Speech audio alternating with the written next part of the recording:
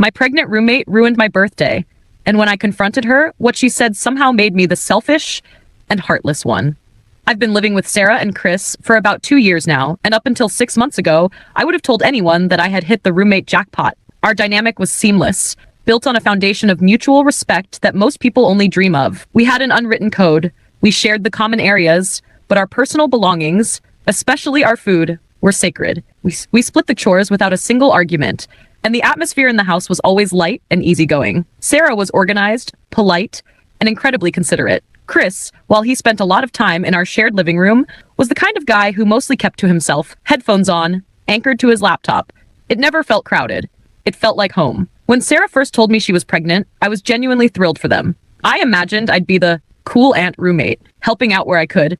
I knew pregnancy would bring changes, and I was prepared to be flexible. I expected the morning sickness, the fatigue, and the occasional mood swing. What I didn't expect was the slow, systematic erosion of the boundaries we had spent 2 years building. The shift started subtly. It began with small lapses in the cleanliness that had once been Sarah's trademark. A stray dish left in the sink here, a spill on the counter ignored there. I didn't say a word. I reminded myself that her body was working overtime to grow a human being, and if she didn't have the energy to scrub a plate, that was fine. I'd pick up the slack. I wanted to be supportive. I didn't want to be the roommate who complained about minor inconveniences while she was literally creating life. But then, the food situation began, and that was a much harder pill to swallow. To understand why this was such a big deal, you have to understand my relationship with my routine. My job is incredibly demanding and mentally draining. By the time I get home at 6 p.m., my brain is fried. To keep my life from spiraling into a mess of expensive takeout and unhealthy snacks, I rely heavily on meal prepping.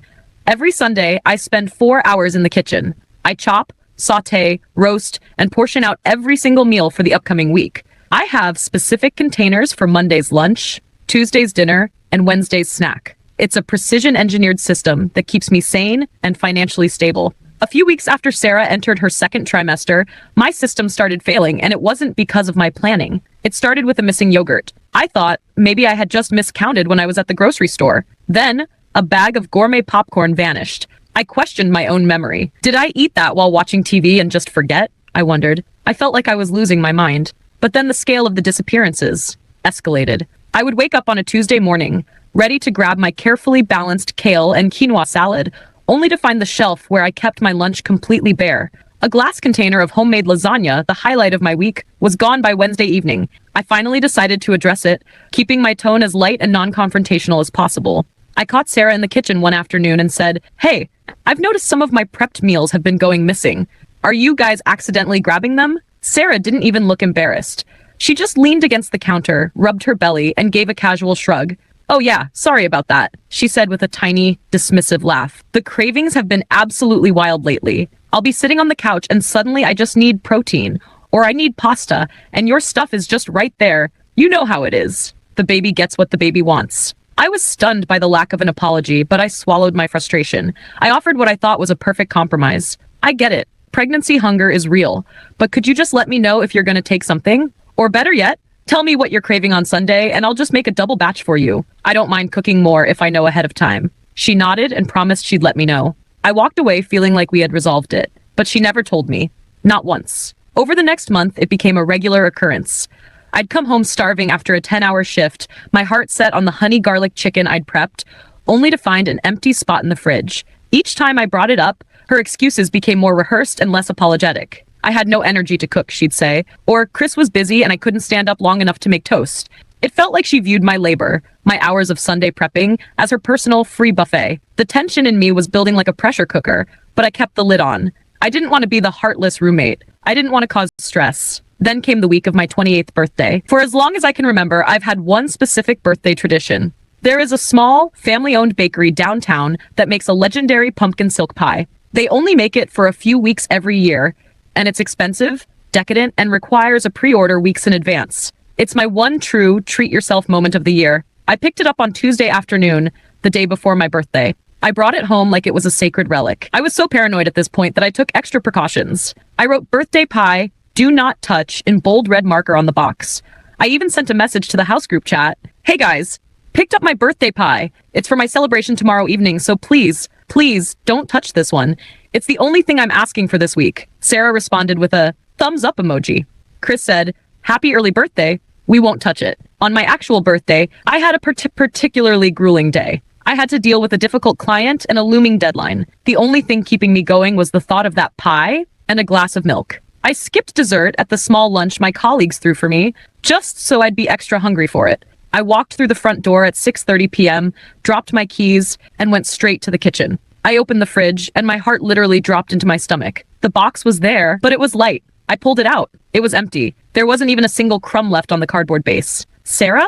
I called out. My voice was trembling. She walked out of her bedroom, wearing her oversized pajamas. She looked at me, and I felt a surge of pure, unadulterated rage. There was a smear of whipped cream right on the corner of her lip. She hadn't even bothered to look in a mirror after devouring my birthday. "Did you eat my pie?"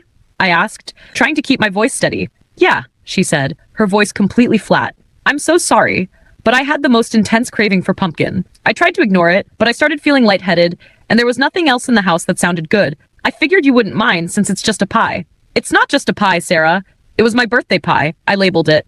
I texted you. I've been waiting for this for a year." My voice was rising now. The weeks of stolen lunches and ignored boundaries finally boiled over. I have let so much go over the last 2 months. I have let you eat my lunches, my dinners, and my snacks. I have cleaned up after you without complaining. But this was the one thing I asked you not to touch. Sarah's face shifted from indifference to indignation. "Are you seriously yelling at a pregnant woman over a piece of food? Do you have any idea how uncomfortable I am? Do you know how hard it is to deal with these hormones? You're being incredibly selfish. It's just sugar and flour." At that moment, Chris walked in from the garage. He saw Sarah's bottom lip trembling and immediately moved to her side, putting an arm around her. "Whoa, what's going on? Why are you shouting? She ate my entire birthday pie, Chris.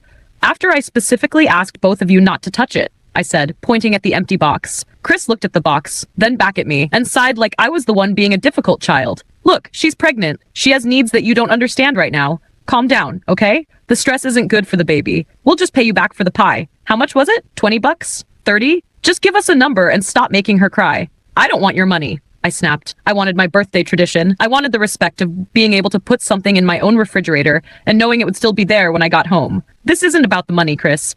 It's about the fact that you two think her being pregnant gives her a total pass to be a thief and a bad roommate. The word thief seemed to hit a nerve. Sarah burst into full-blown tears, sobbing into Chris's chest. "I can't believe you'd call me that," she wailed. "You're a monster. You have no idea what it's like to carry a child. You're so heartless and cold." Chris glared at me, his eyes full of genuine disgust. "I think you should leave the room. You're being toxic. We thought you were our friend, but clearly, you only care about yourself." They walked into their bedroom and slammed the door. I stood in the kitchen, holding an empty cardboard box, feeling like I was in a twilight zone. Since that night, the house has been a frozen wasteland. They don't speak to me. If I walk into a room, they walk out. I can hear them whispering behind closed doors, and I know they're painting me as the villain to all our mutual friends. They genuinely believe that because she is pregnant, my rights as a human being and a tenant are suspended. I realize now that if I hadn't stood my ground over the pie, it would have been something else next week. It would have been my clothes, my space, or my sanity. Pregnancy is a reason for many things. It's a reason to be tired, sore, and hungry. But it is not a reason to lose your basic humanity or your respect for the people you live with. They want me to feel like a monster. But the only thing I feel is a deep sense of clarity. I'm not the problem. Their entitlement is. And if being heartless means I expect my boundaries to be respected, then I'll wear that label with pride while I look for a new place to live. Because I refuse to be a background character in someone else's pregnancy pass fantasy. I warned them that things would change if they didn't respect me. And I meant it. If I have to involve the landlord or move out tomorrow, I will. I'm done being the ghost in my own home. I need to know, am I actually overreacting here? Or are people just taking her side because she's pregnant?